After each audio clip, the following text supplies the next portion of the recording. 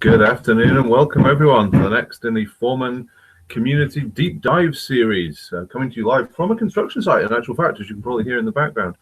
So today we've got one of our new colleagues in Red Hat, Matan Werbner, who's going to give us a look at the work he's been looking into. He's going to look into how we're going to do this. So Werbner, Matan, names all over the place. I can't focus today. I'm going to hand over straight over to you and tell us all about what you're going to show us. Okay, thanks, Greg. It's Matan. Werbner is my surname. How are you doing, everybody? Probably most of you don't know me. I am a new employee in the Foreman team. Up until now, my experience has included mainly client-side work development, focusing on Redux for the last year and a half or so, React, Redux, Angular, all that stuff, and I'm here to explain a bit about it. I give you some background and show you the origins of Flux, what happened that caused Facebook to invent Flux, where are we at now, who is using it, and how we can leverage it to build better applications, more manageable code, and more organized and better experience for developers. Okay, so I'm just going to start at the end. At what we are planning to achieve, what we are taking out of using Redux. I'm going straight to the Foreman page. This is the development branch, and we already have some Redux here inside. This component, the statistics charts component, is using Redux, and I'm going to show you how it's implemented later. But right off the bat, we can see that if we are using a tool called Redux DevTools, we can actually see how our UI is behaving in a way that is called, people refer to it as transactional history. Transactional history. Okay, it's a big word. But we can actually time travel and see how our state, how our UI state is being constructed out of these actions that are actually transactional. I mean, it's the state is changed by the action, and a new state is born without anything interfering in the way. And that allows us to debug the application well. We can do features like caching the state, undo, redo, and that's time travel, and overall a very pleasant experience for developers. And okay, so after that, let's start the presentation. Redux. Okay, so how did it all start? Facebook 2011. They came up with a new chat system that involved a bottom drawer that's popping up with the chats that were also available in the top via the icon in the top, the chat icon. You guys know what I mean. And actually, it became a big problem to sync both components. And code was very hard to maintain, and a lot of bugs came about, and users noticed. And imagine you are a Facebook user that sees that you have 35 unread messages, but yet they have read them. So that's a big upset. And Facebook decided they're going to have to improve, and they're going to have to find a better architecture than what they were using. So what were they using? MVC, of course. MVC is a very popular pattern. I think it's a design pattern that involves a view, a model, and a controller. The idea is that every component has its kind of model object. Both are binded. They are both synced between them. So for instance, a chat component will have an object with messages, which will get loaded and by the controller. And all components have their models. And indeed, the problem is syncing between these components made everything into a big mess, because every component had to recognize other components, had to listen to them. There was no shared state. Each view had its own view state. And syncing the whole thing was becoming a big problem. And as the app is becoming larger and scales up, code is becoming less maintainable and more like there is this guy in the room that knows how to fix the problems. Go to him, and he will solve your problems. He's the only one who knows how to fix them, and which is the thing we don't want. And Facebook came up with Flux, basically. So what is Flux? Flux means one-directional, one-way flow. Like we said, MVC has two-way data flow, which means the view communicates with its model, its private model, and the model communicates back with the view. For instance, if you press the red button on the chats component, then the model, the object of the chats, will be notified and change its property, whatever, red equals true or whatever. And if on the other side there is a push, there is a WebSocket message coming in that says a new message comes up, then the object will update the view. So that creates a mess, and Facebook decided, no, we're going to do a one-directional data flow, which means there is a store object that is basically like a model, but it is shared across several components. So, for instance, if we have two chat components, they will both listen to the same store, update the same store, and once that store changes, they will reflect that change in the state. The stores contain, now the stores contain something that's called a UI state. I'm going to use that word a lot in this talk, UI state. What I mean by UI state is looking at the statistics page, for instance. Well, what is a UI state here? Obviously charts. UI state is 12 charts, I think we have here. Each chart has its data. Logged in user is a UI state, but other things should not be considered UI state, such as static text or style or menus. I mean, it's a pretty flexible definition, but it's pretty obvious that things that are changing for us are part of the UI state, and it's pretty clear what we mean. Okay, so that is Flux. Actually, Flux about 2 years ago had a big boom. A lot of people came to like it and invented that. There were a couple of except the traditional Flux implementation by Facebook. There were a couple of libraries that had their own ideas, because Flux is a very broad idea, and a lot of libraries wanted to implement it in different ways. Reflux, I think, is the most famous, but there are a couple of others. Today, I think most of them are not maintained, not actively maintained, and some of them are actually pointing to Redux. They say, go to Redux and use that. Don't use our implementation. And actually, even we have some Flux work inside the Foreman. We started using that, and today we're pretty much transitioning into Redux. Okay, so that was Flux. Continue on to Redux. There you go. This is the Redux project. The guy on top left is Dan Abramov. As you can see, it's a hugely popular library.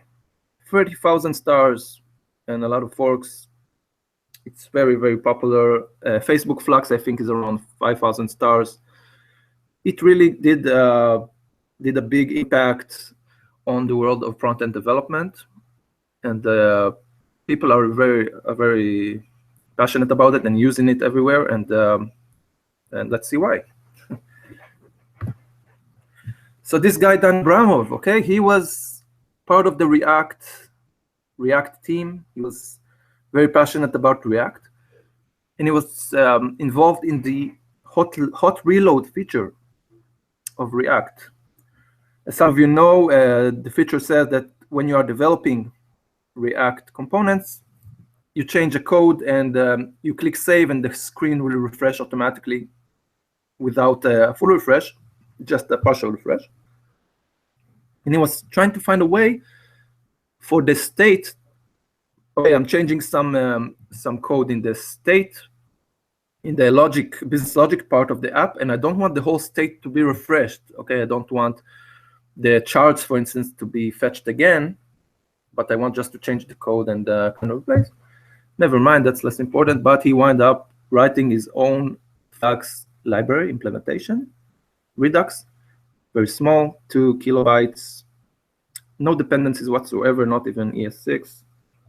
A functional approach to Flux libraries, very influenced from Elm and other functional libraries. Flux Redux is basically reducers with Flux, right? So we're going to see what a reducer is pretty soon. The principles of Redux. You know what? Let's now see a demo.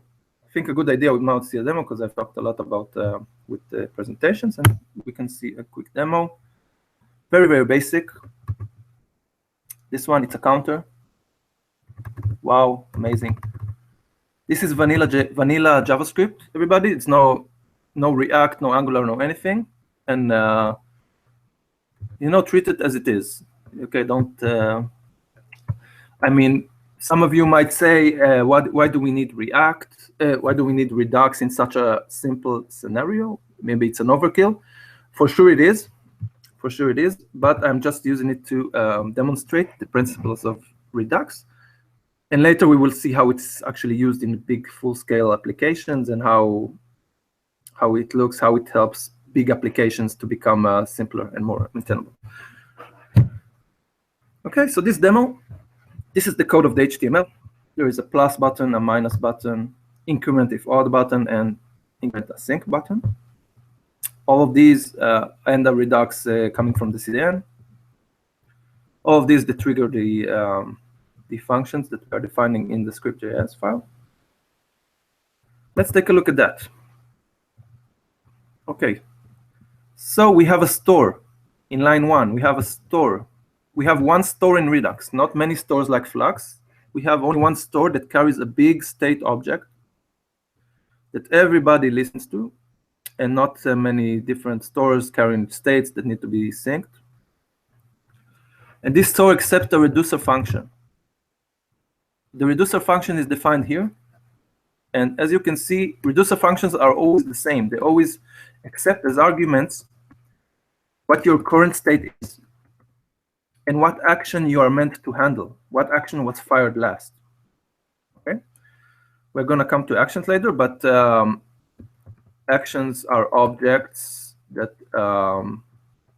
look like this. Okay, they have type, which is a string, and they sometimes have payload. So this reducer is going to say, okay, if the state is undefined initially, by the way, in ES6 you can do this. Do like a default value thing, but we didn't go that way.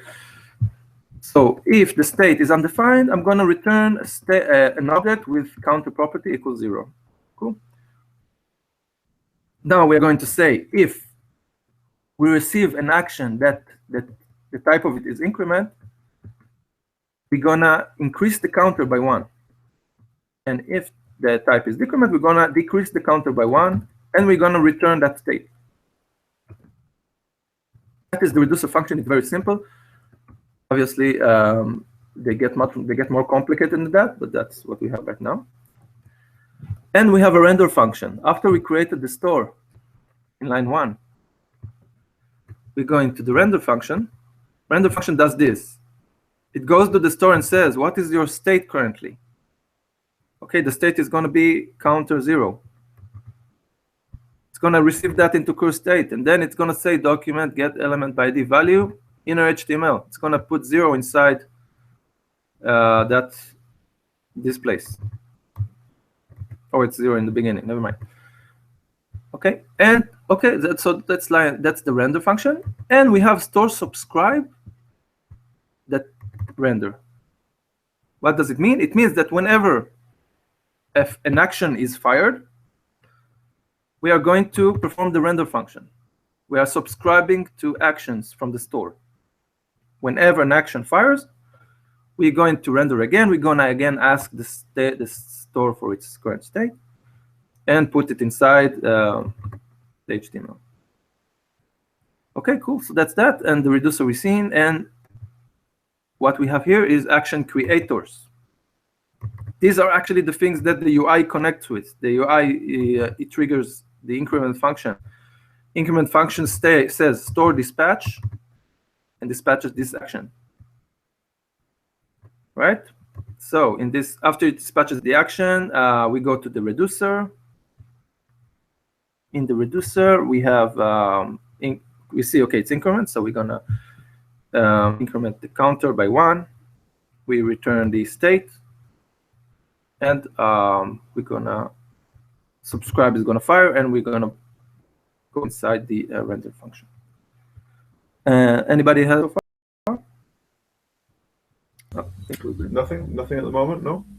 If people do have questions, feel free to jump in on IRC or on the YouTube live chat, and I'll pass them on to Meta. Cool. Okay, so you can see, except from increment and decrement, we have like a bit of special action. Increment if odd, that says it actually gets the state and then the counter and looks for it. If it's odd, then it will dispatch increment. If not, it will do nothing. And we have an async action that does a set timeout and then dispatches the increment. Right, so everything works fine. Increment and on if not work will not work for even numbers, and increment async won't work. So that's the simple example. Let's see a bit of more of the slides. So principle number 1, single source of truth, meaning one state for the app stored in a single store. That makes it much easier for us to cache the state. It makes it easy for us to track changes done to the state. And it keeps us from having to sync between multiple different states like we do in Flux. Makes things much more simpler.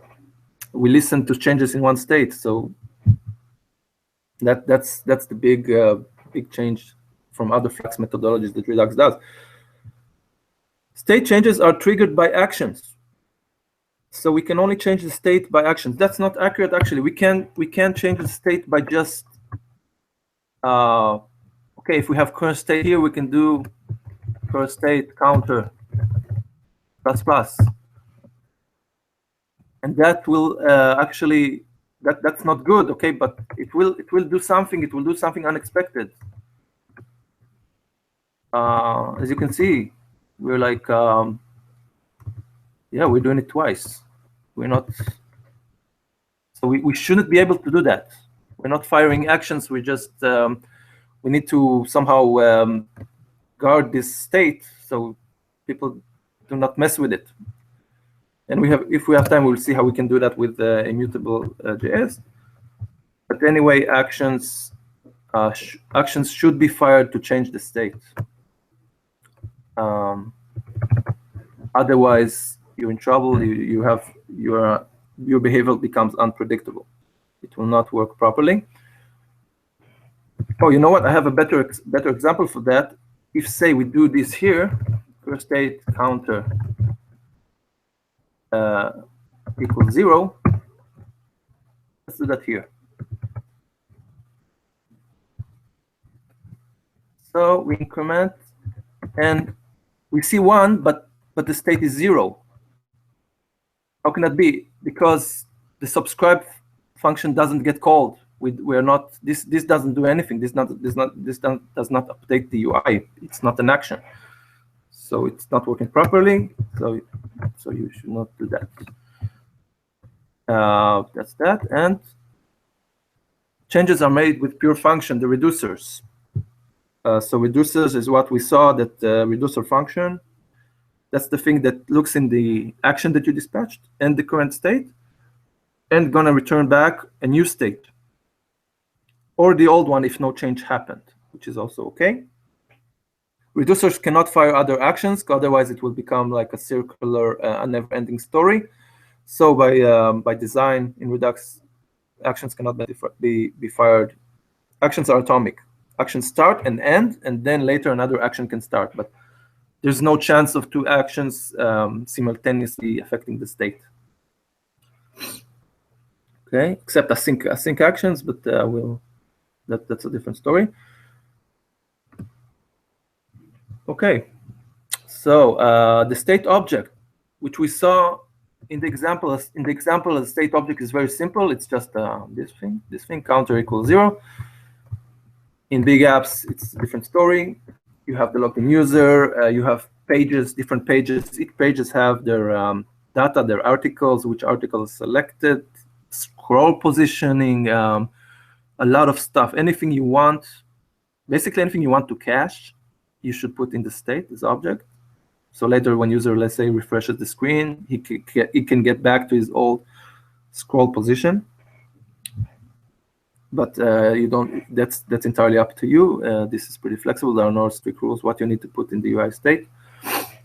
It is divided by pages a lot of times, and pages and common stuff like logged in user. These are actions, as we saw. Correctly changing the state can only be done by dispatching an action from the store, and that will make all subscribers fire. And when subscribers fire, the UI changes. If we not fire an action, the UI doesn't change. And then we get unpredictable behavior. That's what we saw before. And that adds a transaction history to our application state. We can actually see like a table where the state was this, action was fired, and then the state changed. Blah blah blah. And then, therefore, it continues. We can cache that, and we can do time travel later, or analyze things that went wrong, or debug. So that's very useful. And given the same initial state, same actions, the same result will be created. It's kind of functional programming. The output is always a function of the input, no side effects. That's important for testability and time travel. And the reducers, functions that accept the state and the action and return a new state. Complex app will have it's not just a big switch case statement. It's not a huge one. You can actually combine reducers and create different leaves of the state tree. Each one has its own reducer function and its own definitions of what to do about actions that are fired. Okay, we're seeing object assign here. I'm going to talk about it pretty soon. It's not good to mutate the state inside the reducer, and we're going to see why. Immutability. So the state needs to be immutable. What I mean by immutable? Back to the code. As we saw, is this good? Doing getting the state object and mutating it, doing state counter +1. Is it good or bad? It works, obviously, but is it good or not? We're going to see that soon. It's not good. We need to actually use immutability to be able to debug it better. Let's see an example of that. I have here the this example. Yeah. Okay. This is also a counter.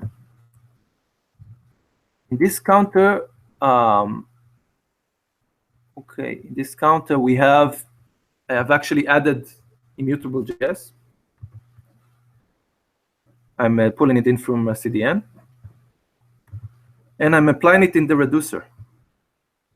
Okay, but let's say I'm applying it in the reducer, and I'm going to try to find a way. Yeah, okay, it's just better. Okay, it's just in the caching. Okay, you know what? Yeah, this example we're going to show it. Let's open up the console. Okay, so as we can see, I've added a middleware for Redux. Redux has middlewares, which are third-party extension points that you can put stuff inside. So for this one, I've put in something that prints the state and prints the action and prints the next state. So whenever something happens, I will get console input. Now notice in this example for the reducer, it's very similar like for increment, but for increment it does immutable. It's something immutable. Okay, it returns actually a new object, a new reference for an object. Object assign, read about it. It actually creates a new reference for a new object, allocates memory, and returns that. Whereas decrement doesn't. Decrement mutates, and increment doesn't mutate. Okay, decrement mutates, increment doesn't mutate. So if we decrement, we can see that something weird is happening.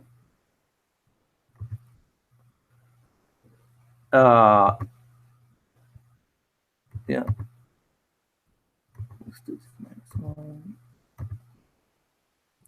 See, the old state and the next state are the same when I decrement.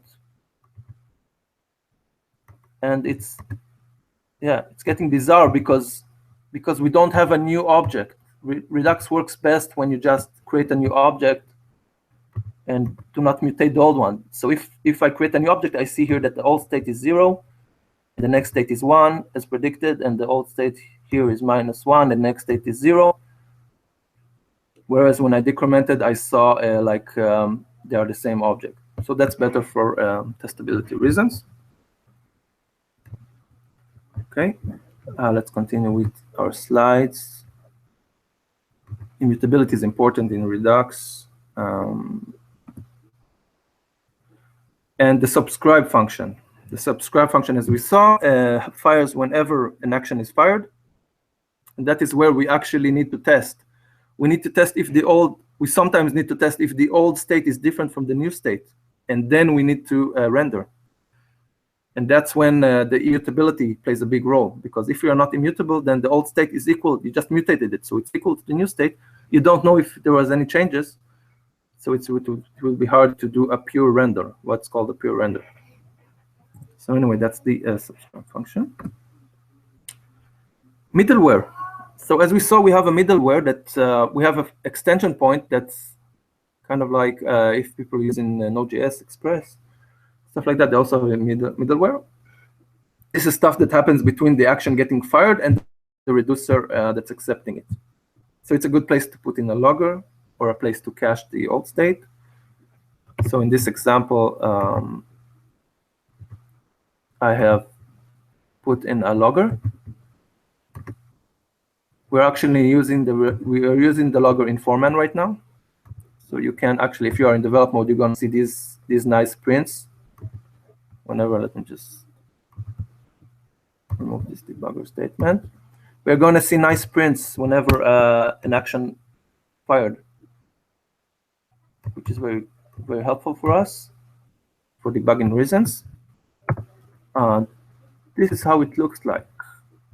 It's this function that has a store fat-hour next, fat-hour action, doesn't matter. That's the syntax. But it actually, when you come inside, it has the store. You can get the state. You can do a next, and next will actually continue that action's voyage towards the reducer. And then you can do a get state and find the next state that you have.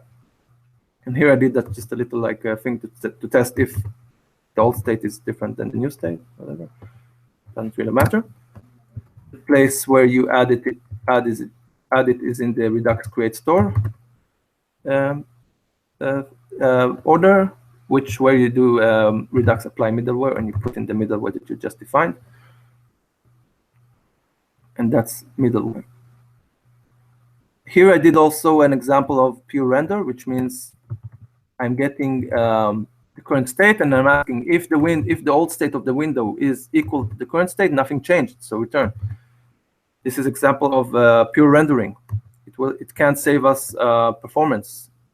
In React, it's a lot of times implemented, and you can only do that by using immutable libraries or immutable approach to the reducers. Okay, so that's that. That's the middleware example. And caching the state. So like we said, if we have the whole state in one object, it's what could be easier than caching it in local storage or even in the server. And then you can pull it back, and Redux allows you to put it back in whenever you want and refresh the whole state. And you can actually use that to your advantage, as we can see in this example. Counter caching. Okay, so this you can see it's 5, 6, and I can refresh it, and it's still 6. And not only is it 6, I can also revert because I still have the history saved. This is the whole history of the changes I did. That's a pretty neat feature, I think. Again, blah, blah, blah. This is currently saved in local storage, but you can just as easy save it in the server. Give a minute about how it's implemented. I have this cache service, whatever that does actually push, peek, and pop cache. And what I did, I added a middleware that says that whenever an action is fired, unless it's a revert, then I'm going to put it in the cache. Okay, so actions fired, I put it in the cache. And when the store is created, the initial state, which is the second parameter, is taken from the cache. And also, whenever there is a revert button, whenever a revert button is being clicked, so I dispatch a revert action. Payload is pop cache. I take the cache out, and revert. The reducer knows when it comes to revert, it takes the payload, and that's what it returns. That's the new state. So it's actually an array of states that I can revert and time travel inside, and cache. That's a very big feature and a very nice thing to do. Very easy to do with Redux. Okay, so we're almost done here, I think, with the slides. Simple and smart components. That's all we have. So if anybody's not familiar, it's not really a Redux concept, but it's a concept that's very important in Redux. It means that we have one big component that actually connects to Redux, takes the state, and dispatches the action. And we have small dump components that go inside the smart components. And those are, you can use them. You can reuse them. They don't depend on anything. They just accept